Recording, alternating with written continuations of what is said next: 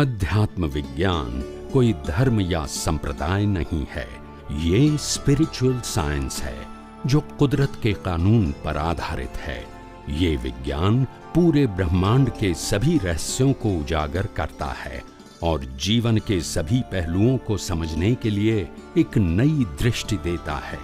इसी को art of vision कहते हैं, दुनिया को देखने की एक नई दृष्टि, जो अध्यात्म विज्ञानी परम पूज्य स्वामी श्री कमलेशानंद जी के निर्देशन में सनातन सत्य का अनुसंधान कर हमारे जीवन को प्रकाशित करे। जय सच्चिदानंद। જય સચ્ચિદાનંદ, જય સચ્ચિદાનંદ, જય સચ્ચિદાનંદ. આપના સત્સંગો સાંભળીએ છીએ, ઘણું ઇન્ફોર્મેશન મળે છે. 2-3 દિવસથી મનમાં ઘોરાતું હતું ભાવ પર, ભાવ સત્તા. હવે ભાવ સત્તા એટલે આમ વિચારતા આજ સવારે પાછું એમાં થયું કે ભાવ કરવા પુરુષાર્થ છે, ભાવ પુરુષાર્થ અજ્ઞાનનો અથવા જ્ઞાનનો. હવે એમાં તો આપણે કહ્યું છે કે ડેવલપમેન્ટ કામ કરે છે, સંજોગો કામ કરે છે, આજનું જ્ઞાન મળતું હોય એ કામ કરે છે. કરેક્ટ.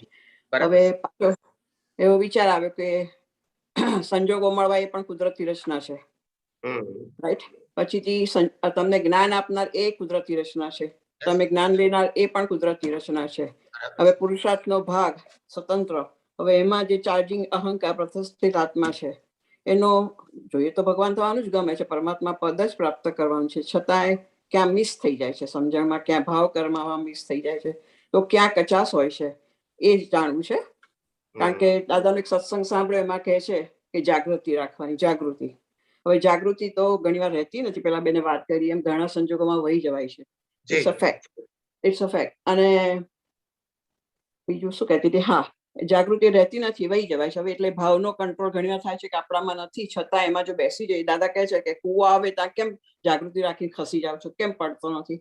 તો કે આ જાણા સમજાતું નથી કે આ સંસાર આખો સમુદ્ર આખો કૂવો જ છે, એમાં પડીશ તો ફરી વાર એમાં જ તરવું પડશે અને એનાથી ખસી જઈશ. તો એટલે જાગૃતિની સતત જરૂર છે, એક અલર્ટ કરે છે આપણને. એક્ઝામ્પલ, હવે એમાં ભાવ પર પછી ભાવ નિદ્રા, ભાવ હિંસા અને દ્રવ્ય હિંસા, એ તો સમજી જવાય કે પૂતગલની સાઈડનું છે. અને ભાવ મરણ શ્રીમદ રાજચંદ્રનું છે ને, ક્ષણે ક્ષણે ભાવ મરણે કાં અહો રાજી રહો.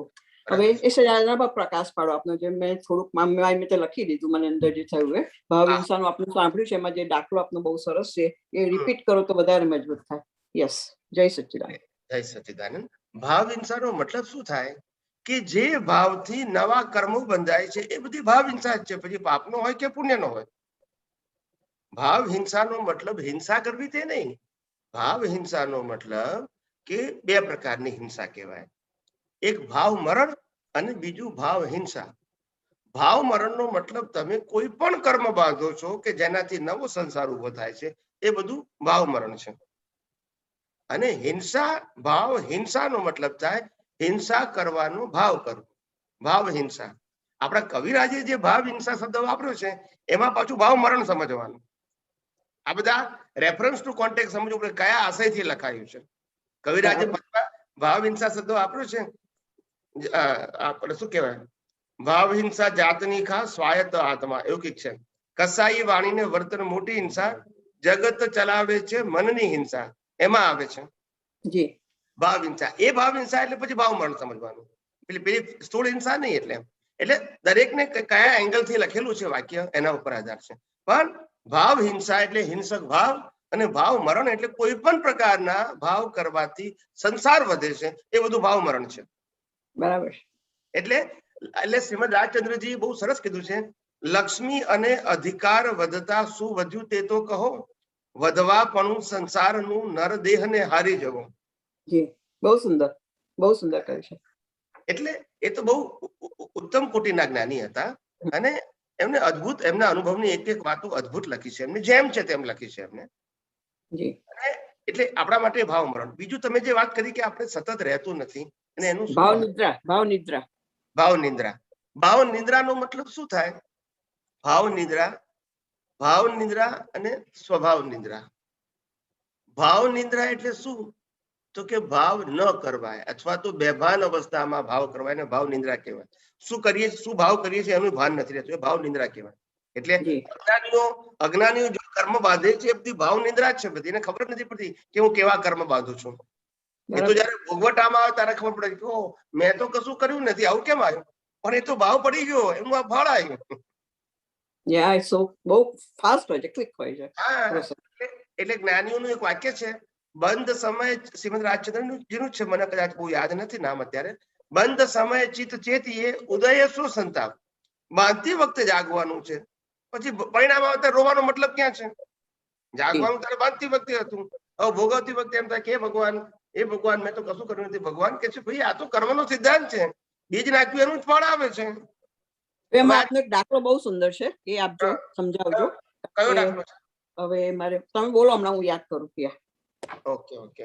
કારણ કે દાખલા ઘણા બધા આપ્યા એટલે મને એકદમ એક્ઝેક્ટલી તમે આમ ખાલી એકાદ શબ્દ બોલો ને ખાલી, તોય મને યાદ આવે કે આ દાખલાની તમે વાત કરો છો. એટલે ભાવ મરણ નો મતલબ શું થાય કે કેમે કરીને ભાવ મરણ એટલે કે નિરંતર કર્મ બાંધ્યા જ કરવા, સંસાર વધેવા પછી પાપ ના હોય કે પુણ્ય ના હોય, એમને ભાવ મરણ કહેવાય. ભાવ મરણ એટલે શું કહેવાય કે નિરંતર તું નવા ભાવ કરીને તારું મૃત્યુ ઊભું જ કરી રહ્યો છું. જન્મ, જીવન અને મૃત્યુ નવું ઊભું કરવું, એવા ભાવ કરવા, એને ભાવ મરણ કહેવાય. પણ ભાવ નિંદ્રાનો મતલબ કેવા ભાવ કરે છે એનું પણ ભાન ના રહેવું, એટલે સાવ બેભાન અવસ્થા. જાગ્રત માણસ હોય તો એ ભાવ થઈ ગયા પછી પણ એમાં સુધારો કરે, ક્ષમા માગે, બદલે, ફેરવે, શક્તિ માગે. કેમ તો કે જાગ્રત છે. પણ બેભાન માણસ હોય તો એ ખબર નથી પડતી કે મને કેવા ભાવ થઈ ગયા છે. એ બધી ભાવ નિંદ્રા છે, નિંદ્રા. એટલે બેભાન અવસ્થામાં ભાવ કરે છે. અને આ જે જાગૃતિનો જે પ્રશ્ન આવે છે ને, મને જાગૃતિ સતત રહેતી નથી. એનો દાખલો યાદ આવ્યો મને કે કોઈ ગુરુ મુનિ હતા કે હશે, એને પેલો દેડકો અવાજ કર્યા કરતો હતો કે શાંત થા, એ શબ્દ પર એમને નરકે જવું પડ્યું. એ મારે સમજવું છે. એટલે શબ્દની પણ કિંમત છે, કદાચ આશયની પણ હોય. એની આધારે મરી ગયો, અંદર ભાવ કર્યો. એ સમજાવો ડિટેલમાં. સરસ છે. એમાં હતું કે એક જૈન મુનિ નાના ગામની અંદર ચોમાસું કરવા જાય છે, અને ચોમાસાના 4 મહિના એમને એક જ સ્થાનમાં રહેવાનું છે. ગામડાની અંદર કાચો ઉપાશ્રય છે, અને એ ઉપાશ્રયની અંદર આચાર્ય મહારાજ ત્યાં આરામ ફરમાવે છે રાતના સમયે. ગરમીના દિવસો છે, ઉકળાટ ભયંકર થાય છે, પંખો છે નહીં, બારી બારણા બધું ખુલ્લું છે, જેટલો પવન આવે એટલો સાચો, અને ઉકળાટ ભયંકર છે. મહારાજ સાહેબ પોતે લાકડાની પાટ ઉપર સૂતા છે, અને એવામાં વરસાદ આવે છે. અને વરસાદ આવે છે એટલે ઠંડક થઈ જાય છે. એટલે મુનિરાજને હવે એમ કે આરામ થશે મને. પણ જેવું વરસાદ પડ્યો એટલે દેડકાઓ ડ્રાઉ, કારણ કે એ લોકો માટે તો જન્મનો દિવસ છે, આનંદનો કિલ્લોલ કરે છે. હવે જેવું ડ્રાઉ કરે છે એટલે આ મહારાજ સાહેબને રાતના અંદર જ ભાવ થાય છે કે આ શાંત થઈ જાય. શાંત થાય એટલે મરી જાય. એમ ના બોલે એવું નહીં, મરી જાય. શાંત થવું એટલે હલન ચલન બંધ કરી દેવું, એમ શાંત થઈ ગયા કહેવાય. નથી કે આ માણસ શાંત થઈ ગયા, એમ શાંત થઈ ગયા એટલે મરી ગયા. એમ હવે શ્વાસ પણ લેતા નથી. એમ એનીવે તો આવી રીતે દેડકાઓ ડ્રાઉ કરે ને આ મુનિનો ભાવ બગડે કે શાંત થઈ જાવ. આવો ભાવ થતો તો મોડેથી નતા બોલતા, પણ આ ભાવનું ફળ શું આવ્યું? આ એક રાતમાં એમને